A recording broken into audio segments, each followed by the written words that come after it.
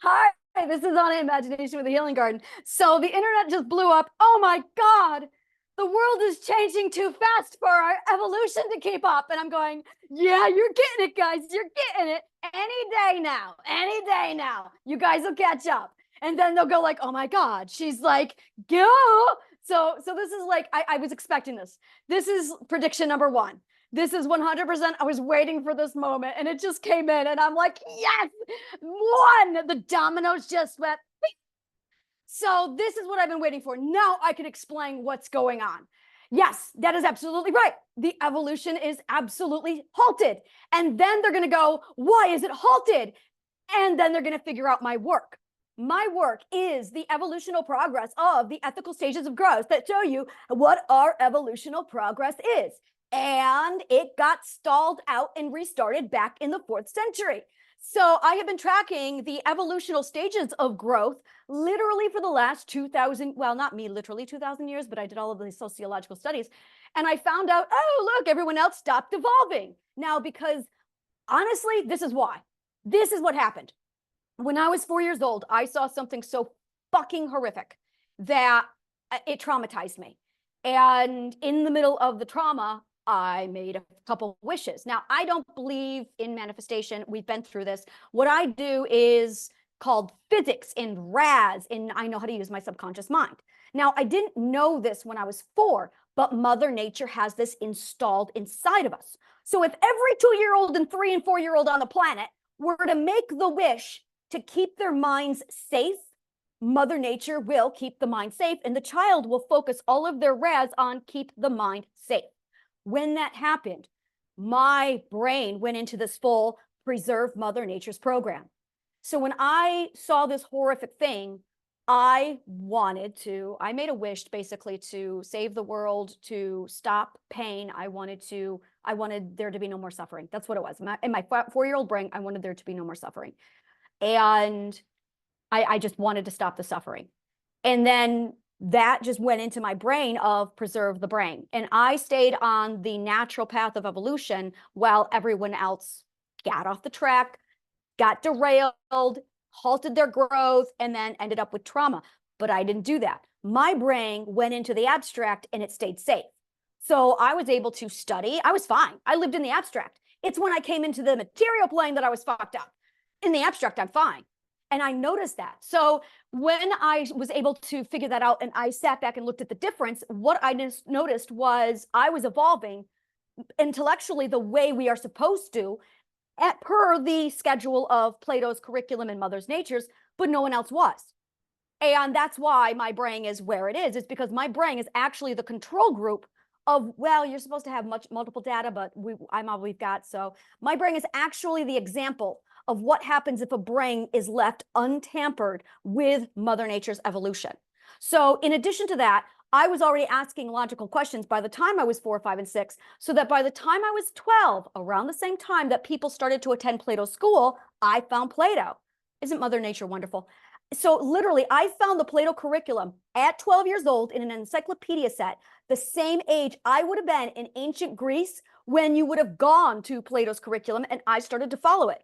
Now, at that point, because I was so musically inclined and obsessed with music, I had actually already completed the preliminary work for Plato, which is all of the arts in a very specific chronological order.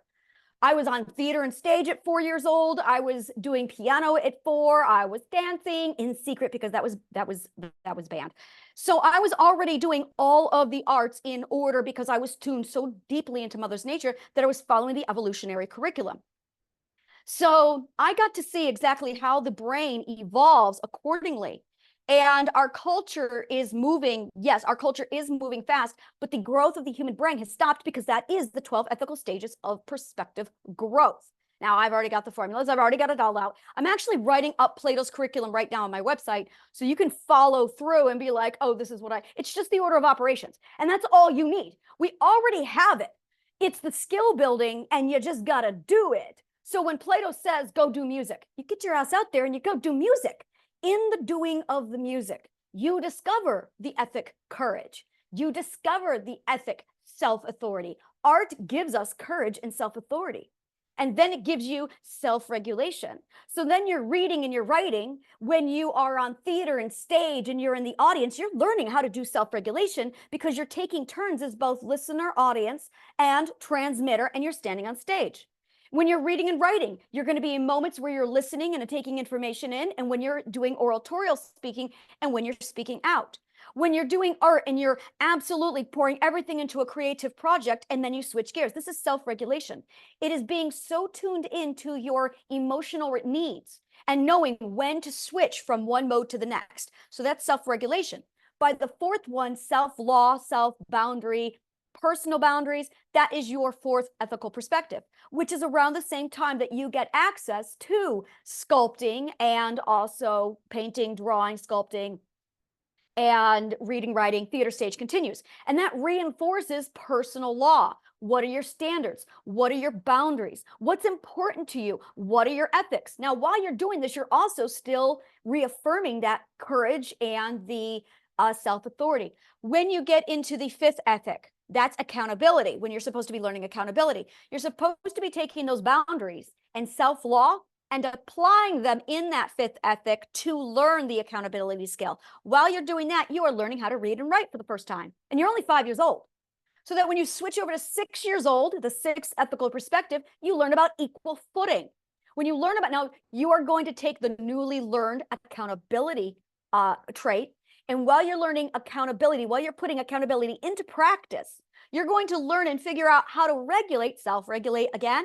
You're going to learn how to self-regulate the sixth ethical perspective, which is absolutely navigating it to find that equal footing, because it's going to fluctuate. You're going to be like, oh no, they're above me. I need to make sure I'm on the same. And then you're going to be like, no, I'm too high. So this is self-regulation, is learning how to self-regulate so that you are on equal footing.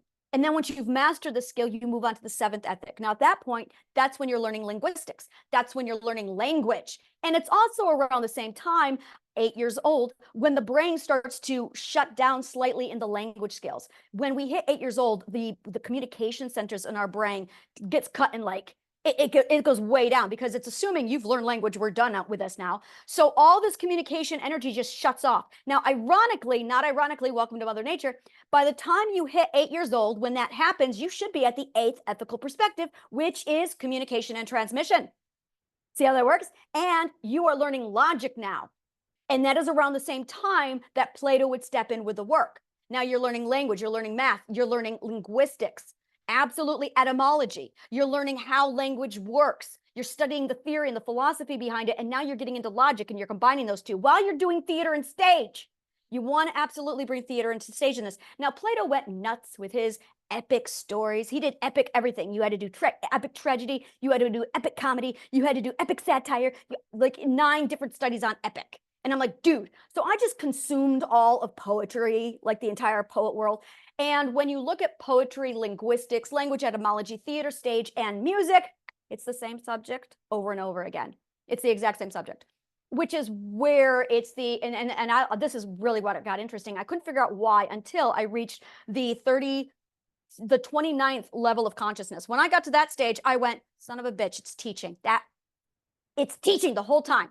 That is teaching, because if you want to be a teacher, you got to learn theater and stage, because that's how we learn, is through story. And that's when I've learned that the whole art department, all of it, is absolutely just story. So this is absolutely our halted evolution.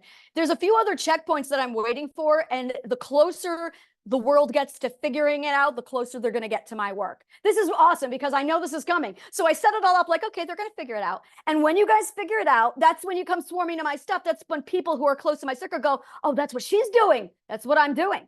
And then you're going to go, oh, but I'm not going to sit here and tell you what we're missing. Signs will tell you.